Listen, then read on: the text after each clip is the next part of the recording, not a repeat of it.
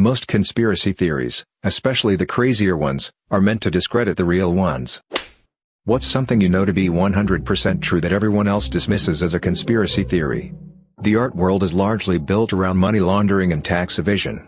This explains a lot of the really simplistic art pieces that sell for millions. You pay $10K for a painting, then give it to a college 3 years later.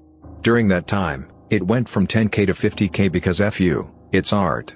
So you tell the IRS you donated $50K this year. And you can deduct donations from your yearly revenue and thus pay less taxes. The university plays along because they get free stuff out of the deal. Basically what money laundering is that you invest your dirty money by operating a business and reclaiming your original money via the business's profit in order to avoid taxes. This can be applied to items of value as well. Buy a $100,000 painting that is less money you would pay in taxes, then go back and sell it. K-pop was created by the South Korean government under suggestion from the IMF as an extra exportable industry to fix its balance of payments. It really happened that way. I'm more surprised people or surprised governments get involved in cultural exports. Japan had some 5-year Cool Japan thing going on. Thailand sending chefs to America to popularize Thai food. It's a way to win the game, cultural victory. You want tourism and people buying your stuff, so you do whatever works. The government is actually watching everything you do. Now that doesn't mean there is some dude sitting at a computer looking over your internet history. But the government does have tons of information about you on a server somewhere. The paradox is that a lot of people in the government don't know they have it, and the rest don't know what to even do with it. Not everyone dismisses it, but the US government is still experimenting on its own citizens without their actual consent, but their implied consent. Fun fact: they legally can do this to anybody in the military, and did so to a group of Marines testing gas masks against mustard gas or some other chemical weapon under the guise of preparing for Iraqi chemical weapons. Now on the surface this doesn't seem so bad, it makes sense. However, the guys suffered varying degrees of damage, and the doctors who treated them were, according to a few whistleblowers, ordered to remain silent, mostly due to the fact the doctors noticed that the injuries were not those of mustard gas, but a different chemical weapon. This happened in 2002 or 2003 I think, and a handful of the men died, with many more passing away a year or two later. I wish I currently had the source I got this from, but it's long since disappeared. Michael Jordan's first retirement was an unofficial suspension for betting on basketball. Not to forget the other part of the theory, that James Jordan was murdered due to his son's gambling debts. Not saying I necessarily believe it, but there's that part as well. Some agencies can turn on the microphone and relay the audio of most phones, even when you turn them off. Assuming you cannot remove the battery. This is why the president's phone as well as some other secure devices are supposed to have the microphones removed, and then have one plugged in when it's going to be in use. Previous presidents have begrudgingly accepted this practice. When retail employees go check in the back, they're actually just checking their social media for 5 minutes. If I tell you that we are out but you insist that I go check, I'll take a glance around and then stand around for a while, because hey, I know we're out. If I were to say that we're probably out, and offer to go look for you, then I'll definitely move boxes and check, and you'll maybe get lucky. Comes down to when we get shipments, how often something's requested, and how friendly you are about it. Flood insurance rates are a cycle to churn properties for big banks. We're in the very beginning of the bank accumulating property phase now. It goes like this. Flood insurance is cheap. Waterfront, flood zone, property values go up. Current stage of the cycle, flood insurance rates start to creep up. They're currently going up 25% a year until they reach their true rate. Meaning, they'll keep getting risen until the banks get what they want. Starting to see this. People sell their flood zone properties because they become unaffordable. I.e. you have a rental property that's clearing $250 per month, then your flood insurance goes up $100 per month, and it's going up next year, and the year after that. People will start selling. This hurts property values. This is where the banks clean up. Property prices drop so low that people can't afford to sell, so they have to short sell or sell for a loss.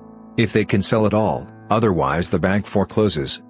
The bottom falls out of the market and prices plummet because insurance rates are too high.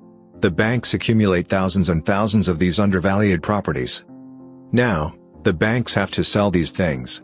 If only there was a way to sell these properties. Oh yeah, let's reduce flood insurance rates and give the market a boost. This is where the cycle repeats. A couple things to note: the big giant million-dollar homes aren't really affected by this. The owners are usually wealthy enough to afford the flood insurance rates, or own the house outright and don't need to carry insurance. The banks and the government are basically the same entity in this circumstance. A lot of houses in flood zones are huge neighborhoods that just happen to be low-lying, and can be miles away from waterfront. So, poor neighborhoods get hit the hardest by this. There's a cabal of very wealthy and influential psychopaths who control a good chunk of world politics. New members are introduced to, or encouraged by their own peers to partake in, pedophilia. They end up doing that not just because they may be bored with their lives or enjoy hurting children, but also because this team-building exercise in the guise of underage sex parties allows their friends to get compromising material on them. It is an initiation ritual aimed at building trust between everybody involved. If, almost, every member of the cabal has dirt on everybody else, then they surely won't rat each other out. This might also explain why Epstein got disposed of despite having been placed under police custody. Most conspiracy theories, especially the crazier ones, are meant to discredit the real ones.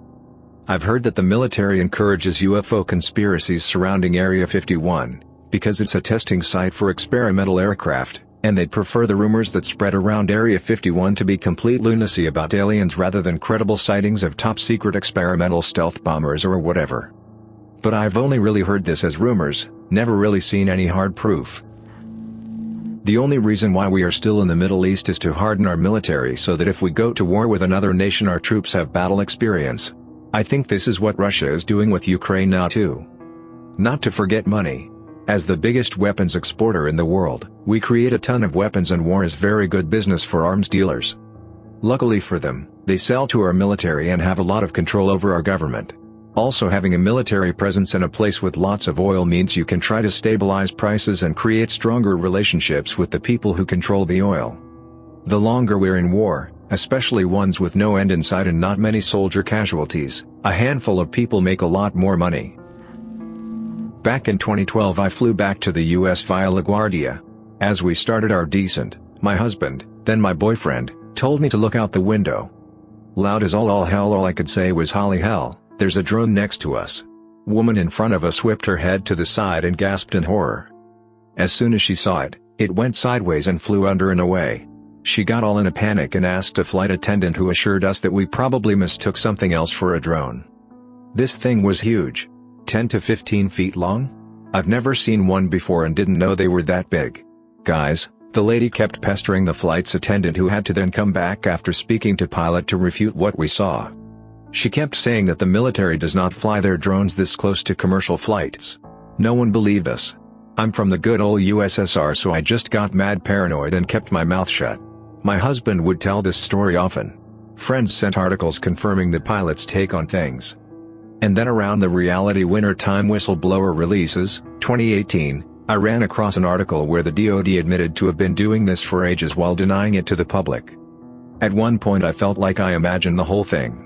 I mean, it was so surreal to see this drone feet away from our plane. It really shook me when it happened. I had nightmares for a while. That Disney owns an adult film industry, they just don't affiliate their names with it. I've told this to many people and look at me in horror like I just killed their child. I don't have a sinus source on this.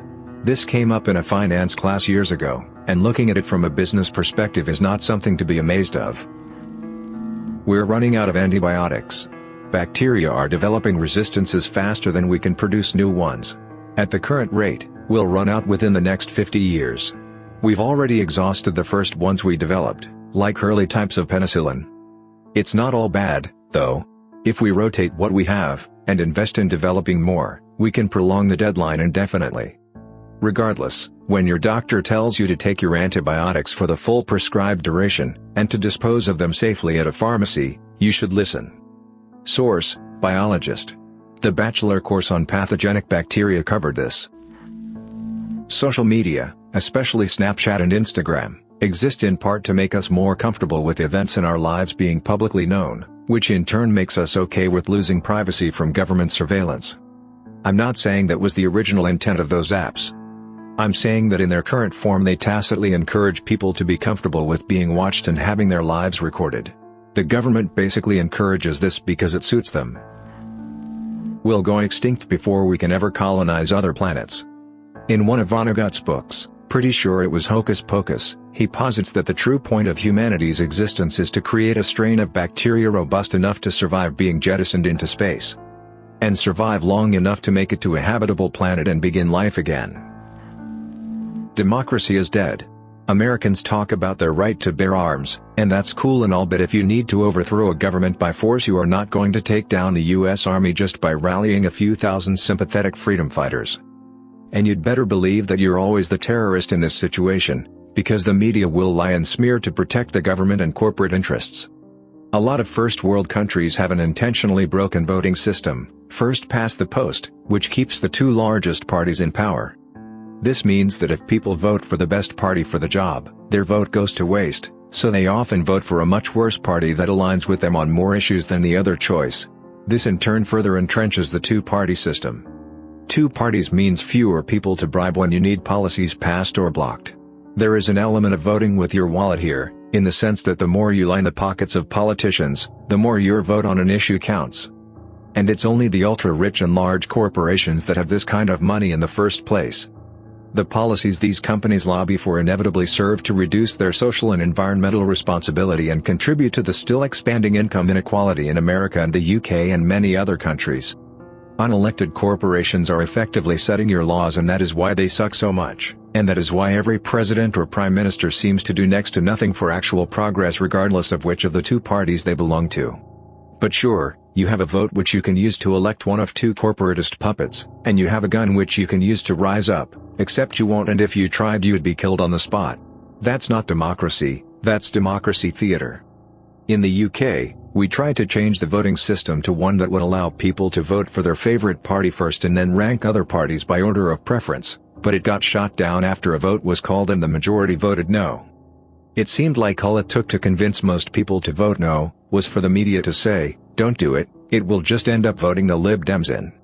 This also illustrates a problem with democracy. Even when we have it, people make uninformed decisions without knowing that they are missing vital information, and the media can manipulate this incredibly easily.